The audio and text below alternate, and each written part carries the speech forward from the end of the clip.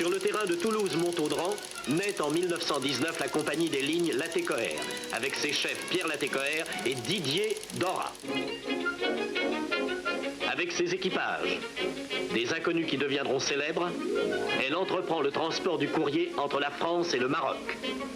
Elle deviendra l'aéropostale.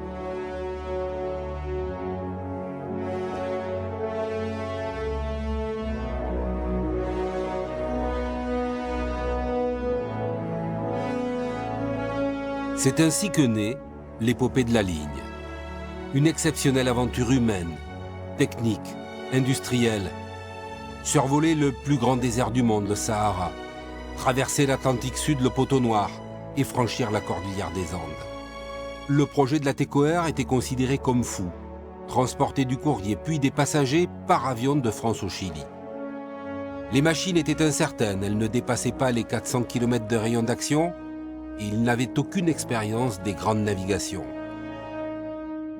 C'est Didier Dora qui fut chargé de mettre en œuvre l'idée de Latécoère, avec succès, mais à quel prix? Toulouse-Montaudran était un espèce de champ qui ressemblait plutôt à une exploitation agricole qu'à une exploitation aérienne. Et cependant, c'est de là que sont sorties toutes ces belles âmes, tous ces hommes magnifiques. C'est dans les hangars vétustes de Montaudran qu'ils ont découvert la beauté du travail. La plupart étaient très jeunes, bien sûr, en arrivant, et ne savaient pas ce qu'était la vie, ce qu'était l'existence. Ainsi, la ligne se construit étape par étape entre 1919 et 1925. Malgré des pilotes et des mécaniciens d'exception, les escales sahariennes connaissent leur drame.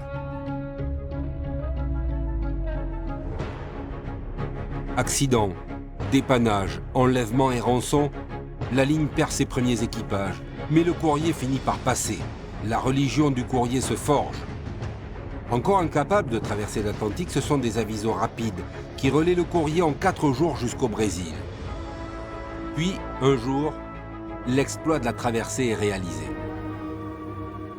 Le 12 mai 1930, Mermoz décolla de Saint-Louis du Sénégal à destination directe de Natal à 4200 km de là. Il survole l'Amazonie, encore plus dangereuse que le désert en cas de panne. Mais le grand obstacle ultime, c'est le franchissement de la cordillère des Andes. Henri Guillaumet et ses Potes 25 la traverseront 393 fois.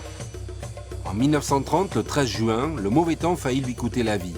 Un atterrissage forcé en altitude l'oblige, pour ne pas mourir, à marcher 4 jours et 3 nuits jusqu'aux premières habitations. À son retour, il déclare à son ami Syntex « Tu sais, ce que j'ai fait, aucune bête ne l'aurait fait. »